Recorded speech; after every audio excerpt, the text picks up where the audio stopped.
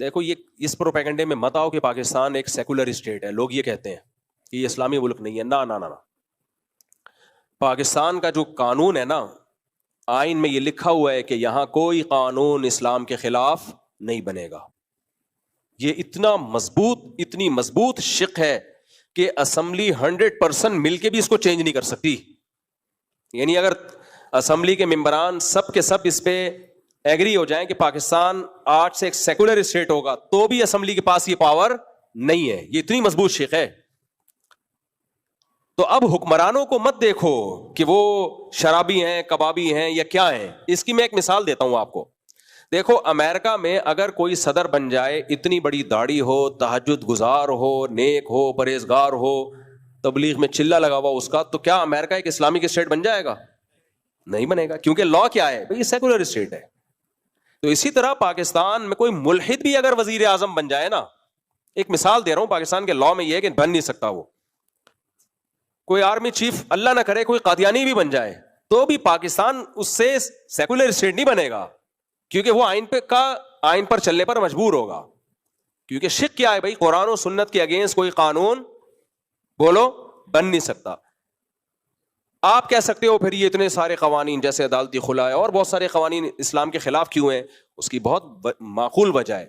معقول وجہ یہ ہے کہ جو بھی اسلام کے خلاف قوانین ہیں ان کو وفاقی شرعی عدالت میں چیلنج کیا جا سکتا ہے اور ان کو اسلام کے مطابق لایا جا سکتا ہے. تو اگر عوامی طاقت ہو اور اس طرح سے عوام غیر شرعی قوانین پر آواز اٹھائے، ہماری سیاسی جماعتیں آواز اٹھائیں، تو وہ سارے قوانین چینج ہو سکتے ہیں.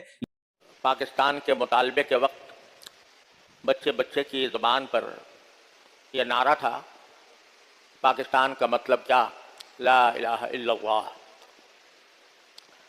آج ہمارے موجودہ ماحول میں وہ لوگ بہت کم ہوں گے جنہوں نے پاکستان کی تحریک کو اپنی آنکھوں سے دیکھا، جنہوں نے اپنی آنکھوں سے پاکستان بنتے ہوئے دیکھا.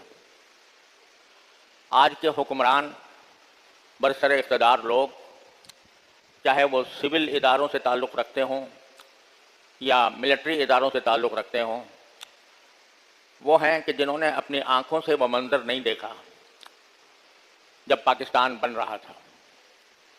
اور اس وقت بھی ہمارے اس اجتماع میں شاید ہی کوئی ایسا آدمی ہو، اور میرے خیال ہے کہ کوئی نہیں ہے سوائے میرے، جنہوں نے پاکستان بنتے ہوئے دیکھا، جنہوں نے پاکستان کے لیے جو نعرے لگائے گئے تھے، جو تحریک چلائی گئی تھی، اس کا نظارہ کیا ہو.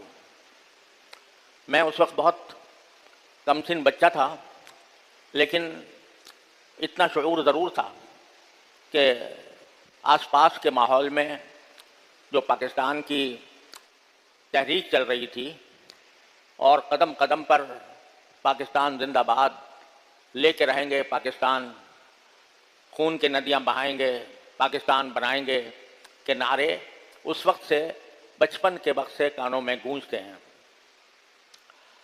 اور یہ ہماری ماضی قریب کی تاریخ میں پہلا ملک تھا جو اس بنیاد پر وجود میں آ رہا تھا کہ یہ مسلمانوں کے لیے ہے، اور اس کا مقصود یہ ہے کہ مسلمان کسی غیر مسلم کے تسلط سے آزاد ہو کر ایک ایسے ملک میں قیام پذیر ہوں کہ جو صرف مسلمانوں کی اقتدار کے تحت چلے، اور وہاں مسلمان اپنے مقصد وجود اور اپنے دین کو قائم رکھ سکیں اور اس کا تحفظ کر سکیں. تو اس لیے انہوں نے یہ ملک قائم کیا تھا. یہ ہماری شامت اعمال ہے کہ جب پاکستان قائم ہو گیا تو اس کے جو ابتدائی قائدین تھے وہ اللہ تعالیٰ کی مشیت سے 1-1.5-2 سال کے اندر ہی سب کے سب رخصت ہو گئے. یعنی جنہوں نے کم از کم زبانی طور پر یہ وعدے کیے تھے کہ ہم یہاں پر اسلامی نظام قائم کریں گے، اور ان وعدوں کی وجہ سے ان کو ووٹ ملے تھے، ان کی بنا پر ان کو منتخب کیا گیا تھا، اور فی الجملہ اور دوسرے حکمرانوں کے مقابلے میں الحمدللہ وہ بڑے غنیمت بھی تھے.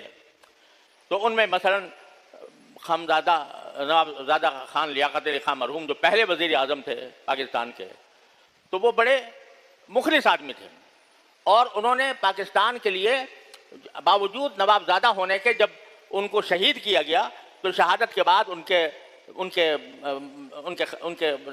بینک بیلنس میں یا ان کے جیب میں یا ان کے خزانے میں کچھ 6,000 روپے پائے گئے تھے، سارے اتنے بڑے نواب کے، اس لیے کہ وہ پاکستان کے لیے مخلص تھے۔ اسی طرح قائد اعظم محمد علی جناح بہت جلد رخصت ہو گئے۔ حضرت شیخ الاسلام علامہ شبیر احمد صاحب عثمانی رحمۃ اللہ علیہ جو پاکستان کے صف اول کے قائدین میں سے تھے، وہ بھی سن 1949 میں یعنی پاکستان بننے کے تقریباً 1.5 سال کے بعد ان کی وفات ہو گئی، اور وفات میں بھی یہ بات تقریباً ظن غالب کے درجے میں ہے کہ ان کو زہر دیا گیا تھا۔ وہ بہاولپور یونیورسٹی کے ایک اجتماع میں تشریف لے گئے تھے، وہاں پر ان کو دعوت دی گئی تھی، اور وہیں پر بہاولپوری میں ان کی وفات ہوئی، اور جب ان کی نعش سامنے آئی تو نعش کے اوپر ایسے نشانات تھے جس سے یہ اندازہ ہو رہا تھا کہ ان کو زہر دیا گیا۔ تو جب پاکستان وجود میں آیا تو پاکستان کا اسلام کے نام پر وجود میں آنا ہی ہمارے دشمنوں کے لیے ایک بہت بڑا خطرے کا نشان بن گیا، اور انہوں نے ہر قسم کی کوششیں کی کہ کسی طرح یہ ملک کامیاب نہ ہو۔ ہمیں قرضوں کے اندر اس طرح جکڑ دیا گیا ہے کہ ہماری اپنا وجود جو ہے یہ رہن رکھا ہوا ہے غیر ملکی طاقتوں کے آگے۔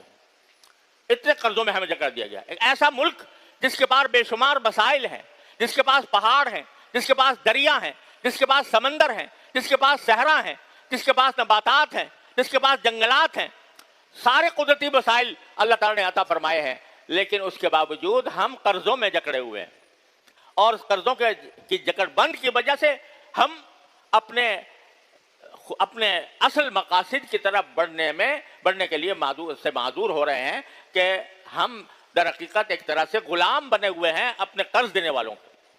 وہ ہم پر ایسی شرائط عائد کرتے ہیں جس کی وجہ سے ہم اپنے اصل مقصد وجود سے دور ہوتے جا رہے ہیں۔